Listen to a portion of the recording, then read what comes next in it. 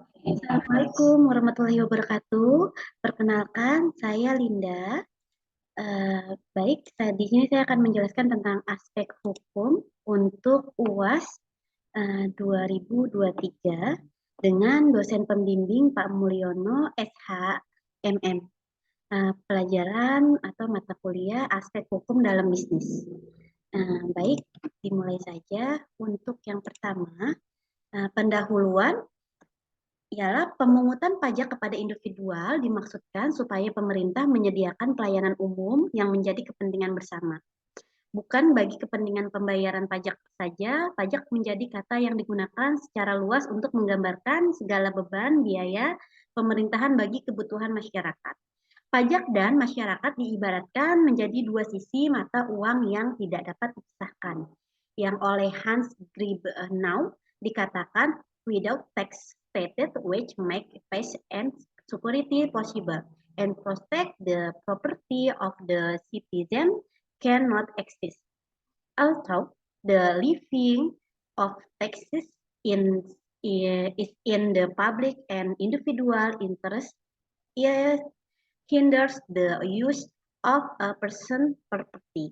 Terjemahannya ialah pajak, perdamaian, dan keamanan serta perlindungan terhadap harta masyarakat tidak mungkin dapat terjadi. Meskipun pajak yang akan digunakan untuk kepentingan umum dan kepentingan pribadi menghalangi penggunaan harta yang dimiliki oleh seseorang.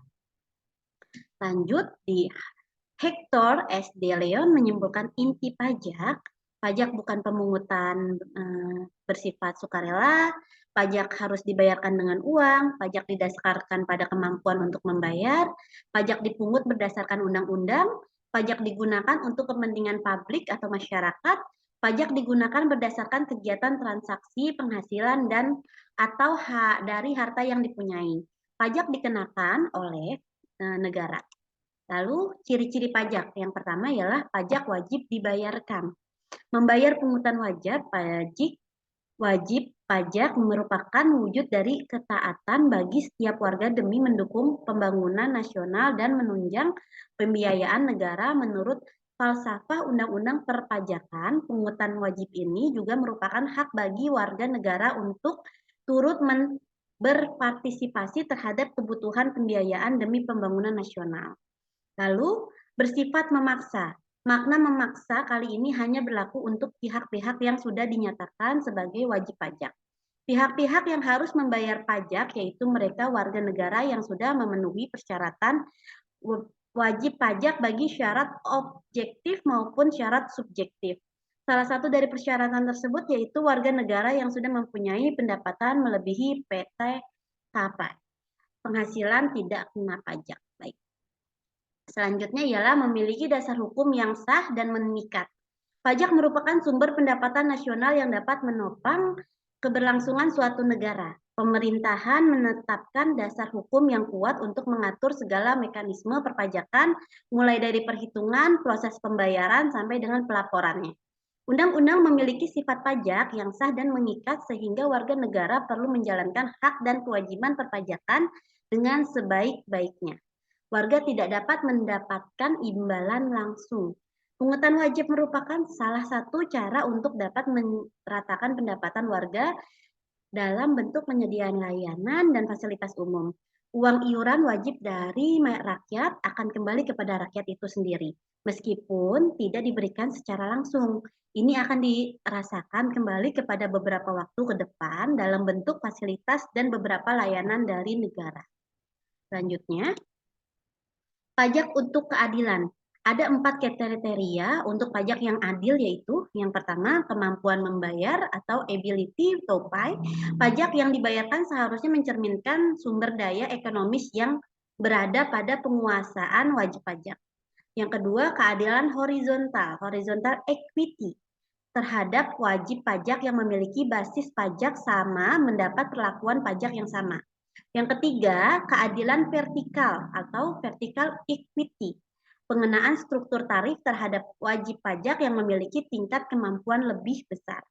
Keempat, keadilan distributive justice, pajak sebagai mekanisme kesejahteraan dalam suatu masyarakat. Lalu selanjutnya ialah fungsi pajak. Fungsi anggaran, budget share, secara umum, pungutan wajib atau pajak menjadi sumber pendapatan nasional yang paling besar di banyak negara. Maksud dari fungsi anggaran kali ini bahwa pemungutan wajib akan digunakan untuk membiayai segala jenis keperluan yang berhubungan dengan kebutuhan negara.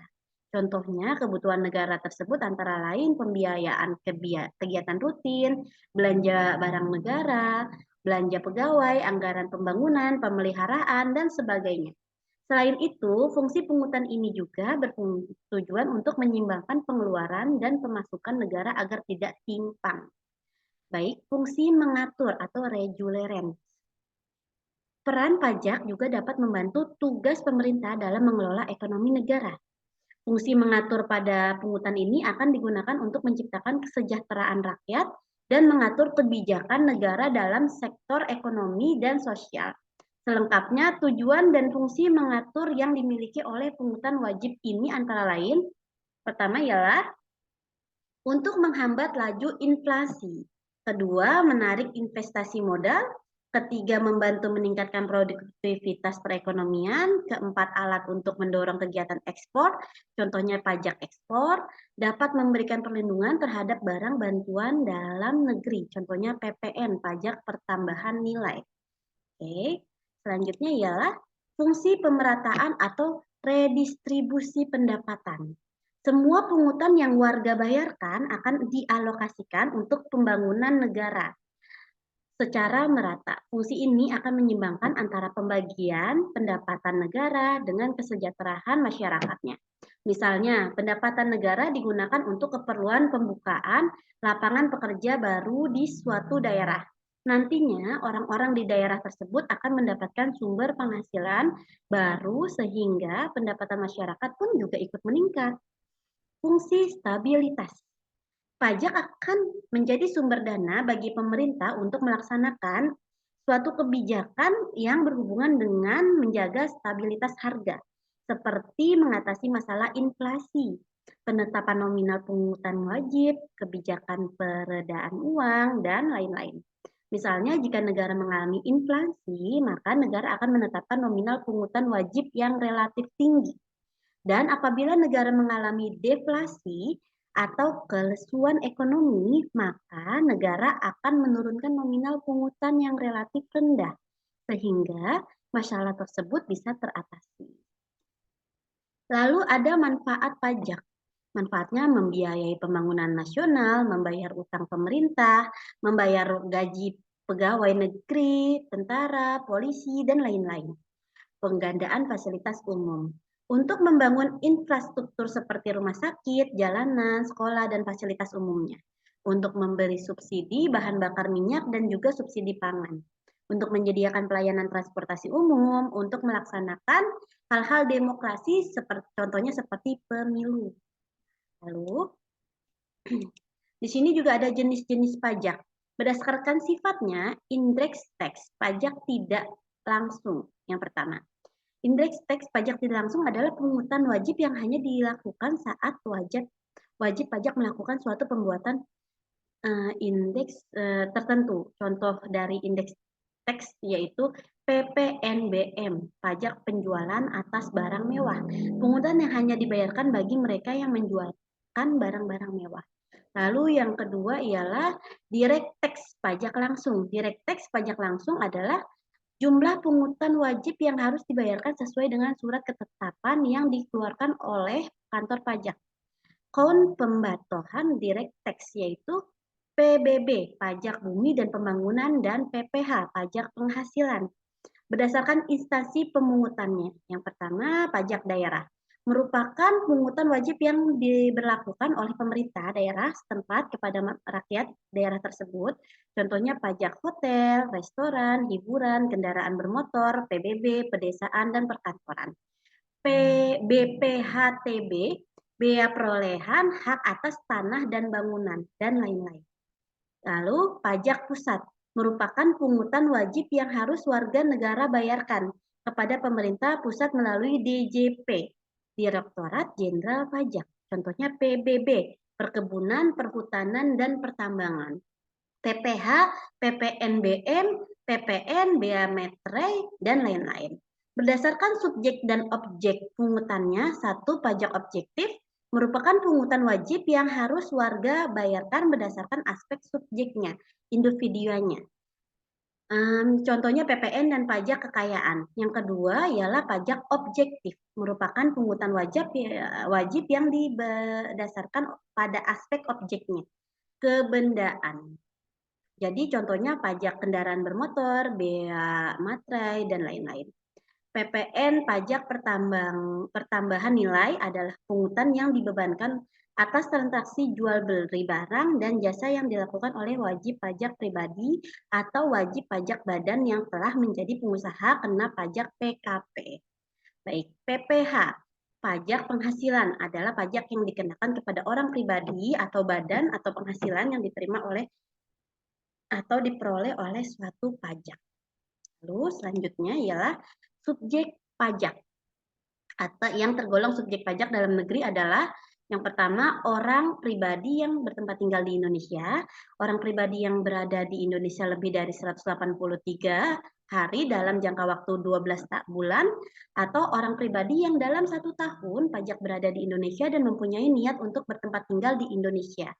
Yang kedua, badan yang didirikan atau bertempat kependudukan di Indonesia, kecuali unit tertentu dari badan pemerintah yang memenuhi kriteria. Pembentukannya berdasarkan ketentuan peraturan perundang-undangan. Pembiayaannya bersumber dari anggaran pendapatan dan penjualan belanja atau anggaran pendapatan dan belanja daerah. Penerimaannya dimasukkan dalam anggaran pemerintahan pusat atau pemerintahan daerah. Lalu pembukuannya diperiksa oleh aparat pengawasan fungsional negara. Lalu yang terakhir ialah warisan yang belum terbagi sebagai satu kesatuan menggantikan yang berhak.